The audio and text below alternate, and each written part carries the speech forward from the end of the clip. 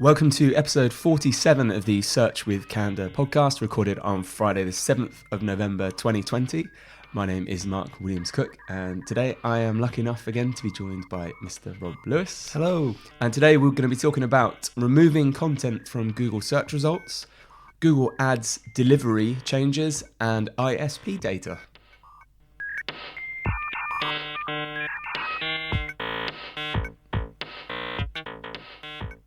Before we get going, Rob, firstly, really pleased. I think it's the first one we've done together in 2020. And I'm really pleased, as you might be able to hear if you're listening, I'm getting over the tail end of some flu and my voice isn't quite working correctly yet. So I'm really pleased you're here, Rob, to talk about Google Ads. I think you might need to gurgle some TCP. Okay, so let's start talking about, there is a new removals report in Google Search Console, which is pretty interesting. There's a post that I'll link to in the show notes, which is search.withcandour.co.uk, which will take you to the official Google Webmaster blog. And they say on Tuesday 28th, they did a post called New Removals Report in Search Console. We're happy to announce that we're launching a new version of the removals report in Search Console, which enables site owners to temporarily hide a page from appearing in Google search results. The new report also provides information on pages on your site that have been reported via other Google public tools. Two important things to pick out there before moving on is Google's very specific, and it always has been the case. They're saying this removal tool within Google Search Console allows you to temporarily hide a page or set of pages from appearing in Google search results. So firstly, this means you are only hiding the result from appearing. You're not actually removing that from the Google index.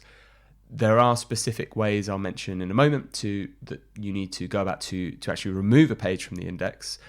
But this tool, the difference is it allows you to do it pretty much instantly. So even if you set pages, for instance, as no index, that wouldn't have an immediate effect until the page is crawled again. But this tool allows you to just quickly remove results.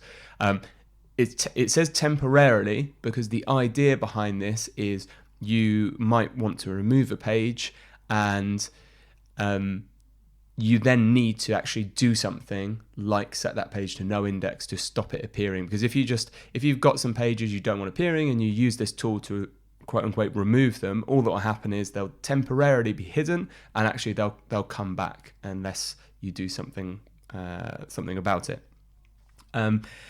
They go on to say there are different tools available for you to report and remove information from Google. In this post, we'll focus on 3 areas that will be part of the new Search Console report: temporary removals, outdated content, and safe search filtering requests. So temporary removals. A temporary removal request is a way to remove specific content on your site from Google search results. For example, if you have a URL you need to take off Google search quickly, you should use this tool. I would give an example for this. Probably the most common one is I've seen a lot of websites have their development or staging sites indexed in Google. So that's when maybe a company's building a new website and they have a version online that they haven't actually password protected, but is in just a different area. So it might be on like dev. And then their domain name.com. Google is pretty good at discovering these and actually indexing them. So it can lead to a couple of problems, such as, firstly, you may not actually want people poking around your unfinished development site, competitors or actually customers landing on it and getting confused. And secondly, you may actually start creating yourself kind of duplicate content problems in a way where you've got multiple versions of the same page, sort of the old and new version in Google. So this is an example when you might want to quickly get these pages out of Google. The post goes on to say a successful request lasts about 6 months, which should be enough for you to find a permanent solution. You have 2 types of requests available. One, is temporary remove URL will hide the URL from Google search results for about 6 months and clear the cached copy of the page. Or 2, clear cache URL clears the cached page and wipes out the page description snippet in search results until the page is crawled again. So the first there, which is temporary remove, I think it should be called temporary hide URL to describe what it does better, but that's for the case where we just said maybe you had your development site indexed and you don't want it indexed, and the tool says it will last about 6 months, so it'll be hidden for about 6 months. So you've got a few months there to try and actually sort out a proper solution. So the proper solution, if you want things not included in Google's index, is to use the no index tag, and that can be used on page or through the HTTP header, and this tells search engines when they go to that page not to index it, not to include it in their index. One of the most common mistakes we see is developers using the robots.txt to exclude parts of the site, thinking the robots.txt is going to stop them from getting indexed, and that's not actually true. So the robots.txt is what controls crawling, so pages shouldn't then be crawled by search engines, but if they're discovered, those pages, through other means, it is still possible that they will be indexed. And you may have seen some results in Google sometimes where it says that the meta description isn't available, and that's normally when a page in robots.txt has been indexed. And the other thing to bear in mind is that your robots.txt is publicly viewable, so if you're trying to hide sensitive things or development sites behind it that can otherwise be accessed, someone can just look at that file, read it, and go to those pages. So definitely want to use the no index tag, and you can use this temporary removal tool to get the results quickly out of Google.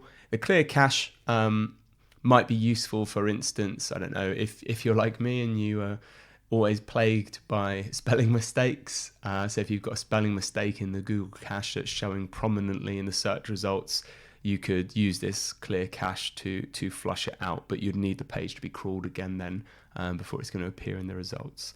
But really, really handy tools there. The second one is outdated content. So these next two are actually really good insights into what's happening with your site that's been triggered through public tools. So the outdated content section provides information on removal requests made through the public remove outdated content tool, which can be used by anyone, not just site owners, to update search results showing information that is no longer present on a page. So this is a really helpful tool whereby you might be ranking for a search result because Google thinks something's on your page and it's not there anymore, and somebody's used this tool to flag it. You can see those URLs now. And similarly, there is also now a tab for safe search filtering. So the safe search filtering section in Search Console shows a history of pages on your site that were reported by Google to users as adult content using the safe search suggestion tool. URLs submitted to this tool are reviewed, and if Google feels this content should be filtered from safe search results, those URLs are tagged as adult content. So now you can actually see which of your URLs have been tagged as adult content because they won't be appearing in the default safe search on results. So they're the three sections now in the removals tool. The removals tool, if you log into Google Search Console, should be under the index on the left-hand side, just under sitemaps, and you'll have those three tabs at the top. As the post kind of suggests, there are lots of different ways to get content removed from Google, lots of public tools. And one point of interest I wanted to add on to the end of this is I've recommended lots of people, websites, friends, clients before to use the DMCA removal tool in Google, which I'll link to in the show notes. So the DMCA is the Digital Millennium Copyright Act. It's a tool that Google's legally obliged to review when you report to URLs that are copying your content. So if you have copyrighted content, you've written some content, you've got images, for instance, and they're appearing in search results, you can fill out this form that says, here's my original content, here's the URL that's copying me, I'm signing sort of this legal process to say that I am the copyright holder here. And I've always recommended people do that because in my experience, Google has responded quite quickly in removing those results from search, and they'll remove them unless there's a counterclaim where someone says, actually, it is my content. But the other thing I found out last week is Google actually said if a site has multiple upheld DMCA requests against it, that is, the same site had multiple people flag their copying content, they've been investigated and they've been upheld, it's actually used as part of the ranking algorithm. So by that, they said used as part, I assume it means that site's going to rank worse, not better, obviously, if it is copying content. I did have someone, when I was talking about this tool earlier in the week on LinkedIn, say, well, is this going to cause people to just kind of flood loads of DMCA requests to sites to try and cause them trouble? And one thing I did point out to them is it's actually illegal to submit a knowingly false DMCA claim. So if you're getting lots of these claims and having to counter them, it might actually be worth exploring kind of legal options there. So I think that's all being handled quite well. It's another good addition to Google Search Console that will hopefully help us.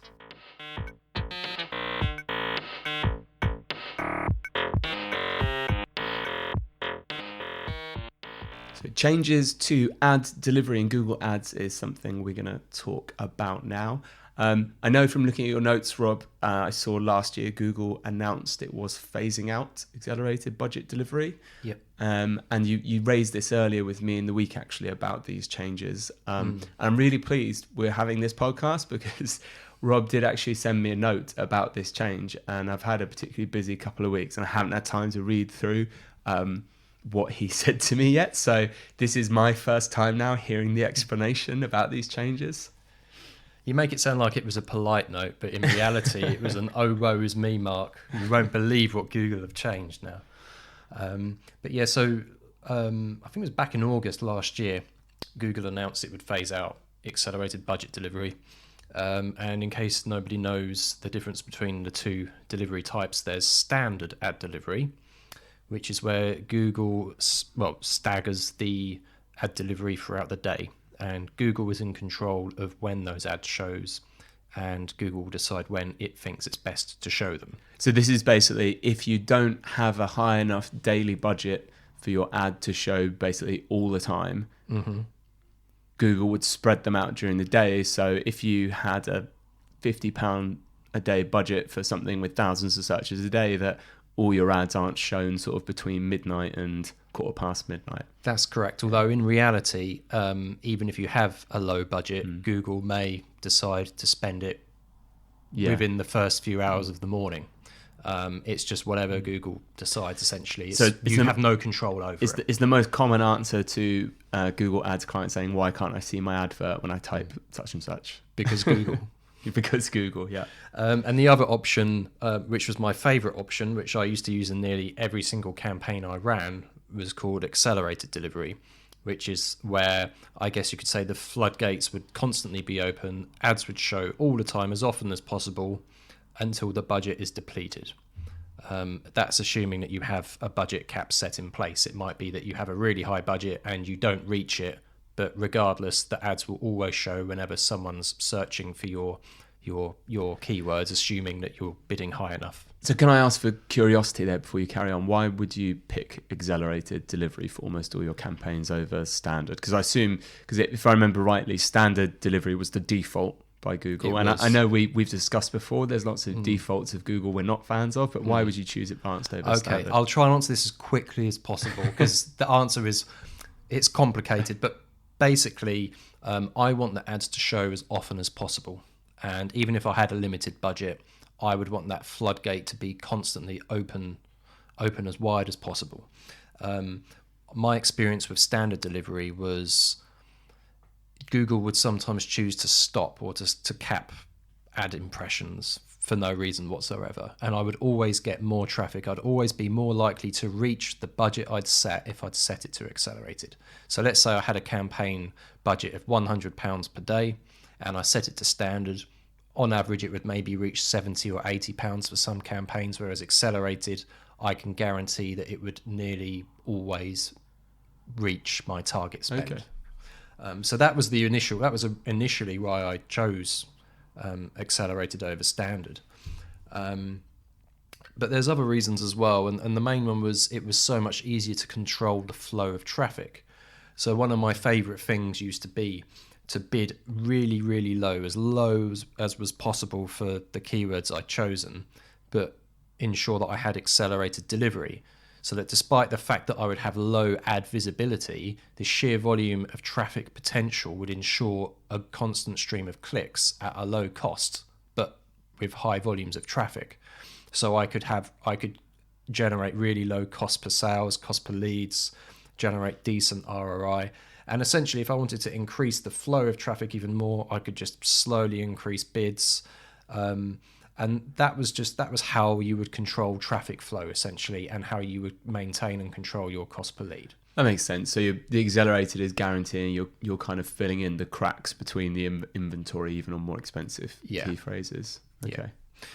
However, recently, and I'd be really interested to hear from other people if they've noticed this as well, I've noticed there's been a change to, the only way I can describe it is the ad delivery algorithm, and when Google decides to show adverts and generate impressions. And what I've found is that if you set a low budget, or if you set any budget that's not within what Google may deem an acceptable level, ads will just not show. Or they will show, but the impressions that are being generated are so low as to just make the campaign completely pointless to run. And what I've found is that if you increase the budget, if you double the budget, then suddenly that flow seems to reach a threshold where ad delivery starts to take place and kickstart how I would expect it to be. So basically, in short, the more you're prepared to increase your budget by, the more traffic potential there is. So what I've been finding recently is where I've got campaigns that have a low budget. Let's just say I have a particular campaign where I only want to spend £10 per day. If I set it to £10 per day, using Google's new quote improved standard delivery unquote, I won't generate any clicks sometimes for 24 hours. But then if I suddenly double the budget, then I get standard normal, what I would deem to be a standard delivery taking place, and then I suddenly start getting traffic. But interestingly, I will quite often meet my full budget even with the double budget set. So what happens is the more I increase the budget by, the more traffic I'm generating, and the lower I set the budget, sometimes I don't get any traffic at all. So what I found is that where I've got campaigns where I have a set low budget for a reason, I'm having to double the budget and double the spend. So I've been having to come up with workarounds such as doubling budget on some campaigns to get them to run in the first instance, and then when they've accrued a certain amount of spend, send me an email notification or to automatically pause it. So I'm having to find workarounds just to get certain ads to show, certain campaigns to run now. So it's like the threshold to join in the delivery inventory has been kind of raised, basically. Absolutely. And that previous tactic of using accelerated to kind of get in between those cracks of, I guess, Google's like scheduling ahead that inventory is closing. It's really interesting as well because in one of the previous podcasts we discussed optimization score how one of the biggest impacts of optimization score is the amount of budget that you set. Now, I think it was just the other day I was looking at a campaign of mine and it had a 50% budget score, and I went under the recommendations tab for that campaign and it said increase your budget, and if I was to do that it would go up to 96%. So that's a lot of. There's a massive. It's a high percentile improvement there. So while optimization score doesn't have a direct bearing on the campaign delivery, in this instance, in an indirect way, it kind of does. Google's saying, look, if you increase your budget, you're going to start getting traffic. But actually, that shouldn't be the case. The amount of budget that you set shouldn't, in my opinion, dictate that initial flow of traffic that you get. So this is just an observation that I've recently found over the last couple of weeks, and as a result of it, I've had to re-optimize a lot of my clients' accounts to factor it in. So I think if anyone has noticed a lack of traffic in some of their campaigns, or just erratic traffic generation, maybe one of the things they should look at is the what could it be attributed to this delivery algorithm change, if indeed that's what it is. And one way to test that would be almost like spiking your budget into chunks rather than setting the lower daily amount. Yeah. Trial increasing the budget. Another thing maybe worth doing is if you're using smart bidding and you've got a bidding cap in place, a max cost per click bidding cap, maybe as a test remove that and see what Google does with it. Or maybe even trial manual bidding for a while, and vice versa. If you're trying manual bidding, maybe try automated bidding. Just test and see what you can get away with. But if you do increase your budget, obviously just bear in mind that Google may suddenly decide that it wants to spend all of that budget. So don't assume just because you've had a really slow traffic campaign for the last month or so that it's not going to make any difference by doubling your budget. It may very well spend that budget now.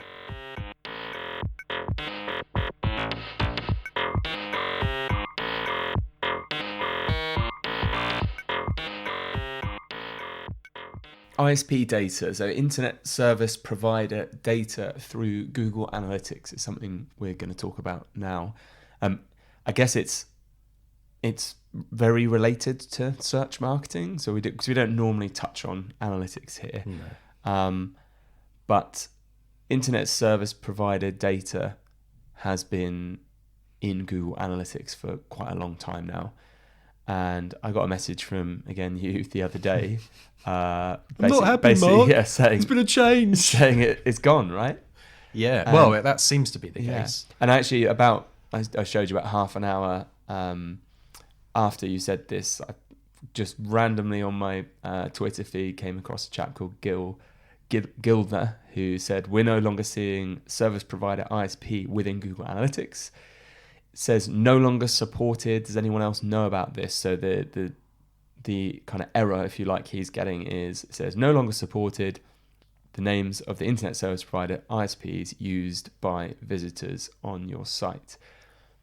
And this data has been quite useful basically for especially like B2B campaigns, hasn't it? So it's transformed how I approach B2B analysis actually. So do you want to talk through kind of what, I guess, people in general have been using this data for in terms of Google Ads and the impact? Sure. So a lot of large businesses will have their own registered broadband line, or they'll have a business like a leased line, a leased line, and that line will be registered normally in the name of the business. And essentially, every single service provider that's driving traffic to your website, you can view the name of the service provider in Google Analytics. So for a small percentage of businesses that have a registered leased line, you can actually see which businesses have visited you. Now, there are all sorts of services online that offer you this, but they're all paid for services. But for years, Google Analytics has offered this data for free. And there's so many valuable things. From a pay-per-click perspective, I like creating audiences, remarketing audiences for people in certain sectors. So I'd always have a segment created for people who work in council or government, people who work in healthcare. Then I can show tailored ads to those people for remarketing purposes. And it's just been really valuable as well for our lead generation clients who want to have more of an understanding of how certain big leads they received discovered them. Because it's not just tracking through pay-per-click, it's through organic channels, email marketing, and how those big corporations discovered them. So it's been a really valuable report in Google Analytics. Yeah, so, and I mean, I couldn't find any more information about this, as in, I did some searches, I can't find any statement by Google saying that they've removed this data or why, or any plans to do so. I would assume it isn't a bug though. I'm guessing it is now removed. It's interesting though, because the first I noticed it because I was getting a lot of not set reporting data flow through into my service provider reports, Which is the same we got when they removed the organic keywords. Yeah. So they went to not set, didn't they? Oh, was it Not not provided, Not- sorry. yeah. Yes. So not set, not set normally comes through when there's an error of some Okay. description, or when it's not what the information that you're pulling through into the report isn't compatible with what you're Yeah. requesting. But the message that you shared with me the other day from Twitter had an error message. I haven't got that error message on my Google Analytics account.